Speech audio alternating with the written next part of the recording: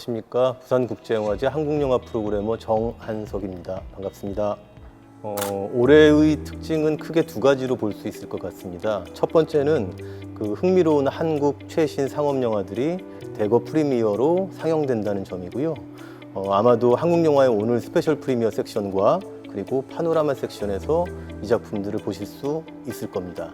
그리고 두 번째 특징은 최근 수년간 부산국제영화제를 통해서 발굴되어 온 재능 있는 신인 감독들이 두 번째와 세 번째 작품으로 올해 다시 한번 부산영화제를 찾았다는 점입니다. 이 점에서 본다면 올해의 해를 저는 재회의 해라고 말씀드리고 싶습니다. 전 세계 최초로 상영하는 김상만 감독의 전란입니다.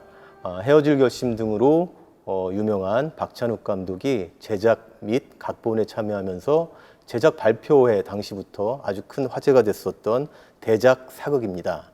조선시대 외란을 배경으로 해서 노비 출신의 무사 천영과 그의 주인이자 왕의 호위 무사인 종려가 우정을 나누고 갈등하고 그리고 대립하게 되는 이야기들을 장대하게 펼쳐냅니다. 화려한 볼거리 속에서 긴장과 박력이 넘치는 흥미로운 사극영화라고 소개해드릴 수 있을 것 같고요. 무엇보다도 천영 역할을 맡은 주연 배우 강동원 배우를 비롯해서 호화 배역진을 자랑하는 대작 사극입니다. 한국영화의 오늘 스페셜 프리미어 섹션에서 상영하게 되는 5편의 작품을 소개해드리고 싶습니다. 이 5편 중 4편이 전 세계 최초 공개되는 작품입니다. 김성재 감독의 보고타는 콜롬비아의 도시 보고타를 배경으로 해서 밀수업을 하며 살아가는 한인들의 파란만장한 이야기를 다루고 있습니다. 주연을 맡은 송중기 배우의 열연을 확인하실 수 있고요. 그리고 또한 이희준, 권혜요, 박지환, 조현철, 김종수, 요즘 굉장히 유명한 그리고 실력 있는 조연 배우들이죠. 이 주조연 배우들의 개성 넘치는 연기를 보실 수 있습니다. 조선호 감독의 청설은 뛰어난 연기력으로 주목받고 있는 홍경 그리고 노윤서 배우가 주연을 맡아서 진솔하면서도 아름다운 사랑 이야기를 풀어내는 청춘 영화입니다.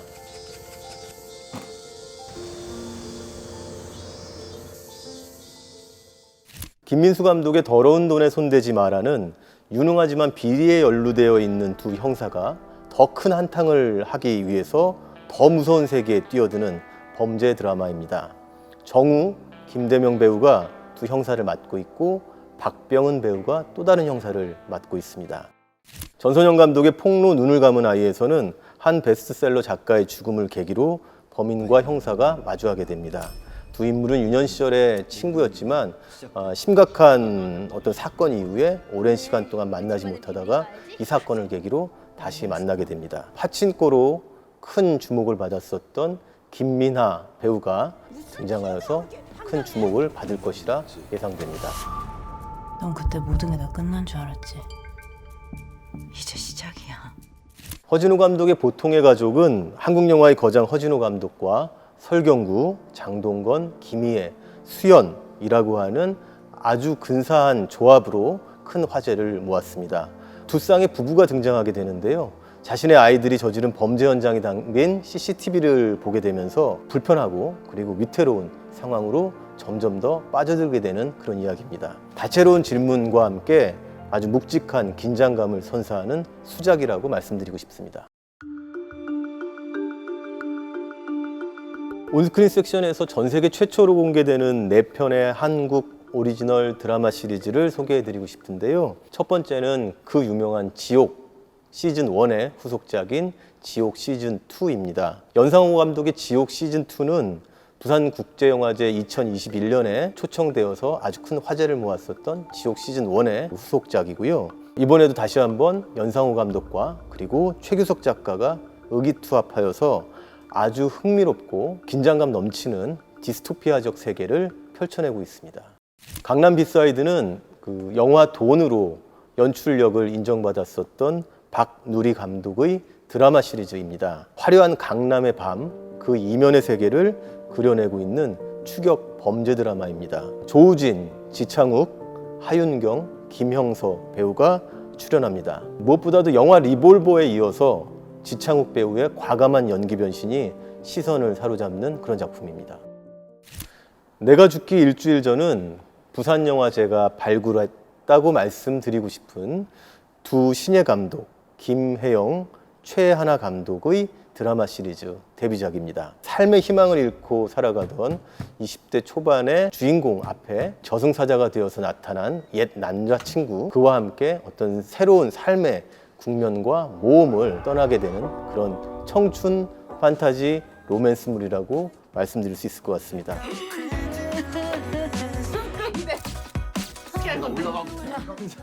박건호 감독의 조커나 나쁜 동재는 높은 인기 속에 방영됐었던 그 드라마 시리즈죠. 비밀의 숲의 스피노프인데요. 비밀의 숲 1편과 2편을 집필했었던 이수연 작가가 크리에이터로 참여하고 있고요. 동재 역을 맡은 배우 이준혁 씨가 아주 매력 넘치는 열연을 펼치고 있고요. 그리고 그와 맞서게 되는 악인으로 등장하게 되는데요. 박성웅 배우도 멋진 역할을 보여줍니다. 한 6편 정도를 말씀드릴 수 있을 것 같습니다. 일단 첫 번째 말씀드릴 수 있는 작품은 아침바다 갈매기는 이라고 하는 작품인데요. 박이웅 감독의 신작인데요. 어떤 젊은 선원이 바다에서 어업 중에 실종을 하게 되고 모종의 이유를 알고 있는 고집불통 늙은 선장과 그리고 그 선장이 살고 있는 작은 어촌 마을에서의 그 이야기들입니다. 역동적인 서사를 지닌 작품으로 그가 만들었던 첫 번째 데뷔작을 완전히 넘어서고 있다고 말씀드리고 싶습니다. 키케가 홈런을 칠 거야는 낮에는 덥고 밤에는 춥고로 부산영화제와 베를린영화제를 거치면서 명망을 얻게 된 박송렬 감독의 신작입니다. 아담한 새 월세집으로 이사를 간 한 부부가 아주 기쁨에 젖어 있는 순간에 돈 문제가 일어나게 되고 남편 영태는 돈을 벌러 떠나야 하고 아내 미주는 집안에 남아서 혼자 살아가야 됩니다. 외롭고 음산하게 진행되다가도 별안간 포복절도할 만큼 웃게 되는 코믹한 장면들도 등장합니다.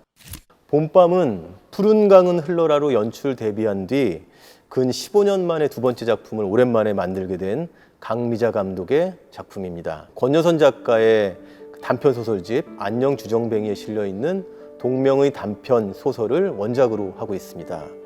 중증 알코올 중독자 영경과 그리고 아주 심각한 류머티즘 환자인 수완의 절절한 러브스토리라고 말씀드릴 수 있을 텐데요.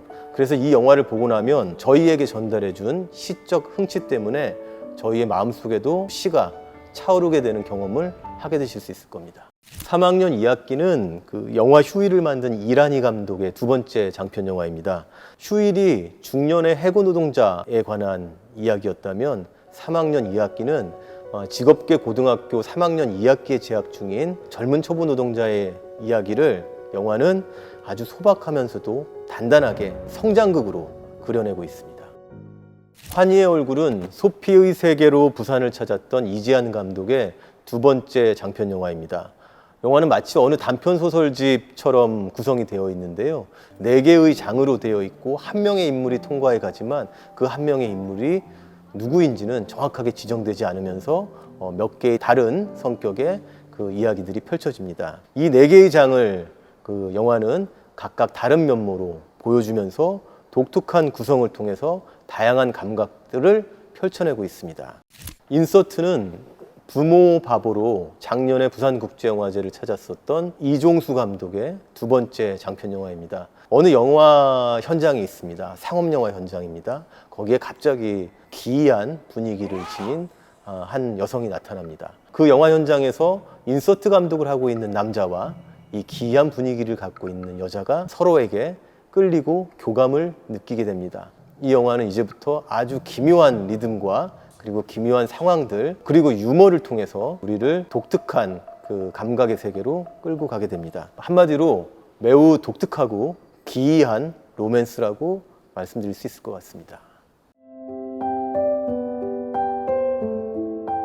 좋은 많은 데뷔작들이 올해도 영화제를 찾았습니다만 정말 어렵게 4편을 골라봤습니다. 할머니와 단둘이 살고 있던 수연이라고 하는 13살 아이가 할머니를 잃고 이 세상에서 어떻게 살아가야 할 것인가 하는 그녀의 생존기라고 말씀드릴 수 있는데요. 이 13살 아이의 이야기를 따라가다 보면 저절로 아주 복잡한 감정에 이르게 됩니다. 한마디로 굉장히 먹먹한 감정으로 휩싸이게 되는 그런 드라마라고 말씀드릴 수 있겠습니다.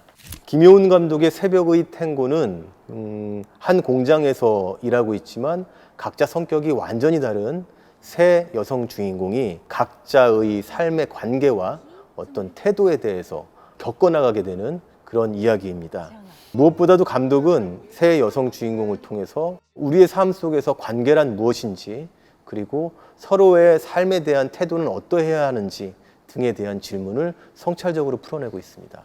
황슬기 감독의 홍이는 경제적으로 곤경에 처한 홍이라는 인물이 치매 초기 증상에 접어들어 있는 어머니를 자신의 단칸방으로 모셔와서 함께 살게 되는 이야기인데요.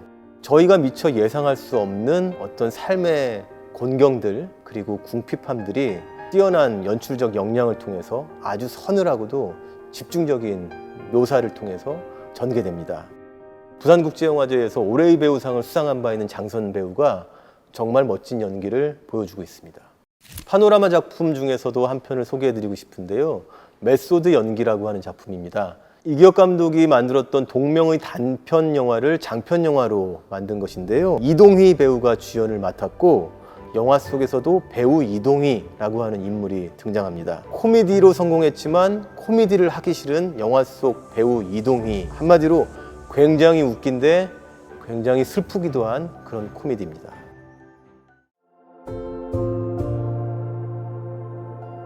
사실은 제 권혁의 작품들을 소개하는 것보다 이 작품을 소개할 때 더 고민을 하게 되던데요. 제가 개인적으로 굉장히 좋아하는 일본 감독의 한 작품을 소개하고 싶습니다. 감독은 이가라시 고에이, 제목은 슈퍼 해피 포에버라고 하는 작품이고요. 이 작품에 대해서는 어떤 내용이나 이야기를 설명하기보다는 이렇게 소개해드리고 싶습니다. 쓸쓸함의 1부, 설레임의 2부, 그리고 애매함의 3부라고 하는 구성으로 되어 있습니다. 이 작품을 보시고 나면 반드시 아주 오래된 올드팝송 하나를 흥얼거리시게 될 겁니다. 제 생각에는 하마구치 류스케는 집요함으로 영화를 만들고 미야케 쇼는 생기로움으로 영화를 만듭니다. 이가라시 고에이는 다정함으로 영화를 만듭니다. 그런 세계를 느끼실 수 있을 겁니다.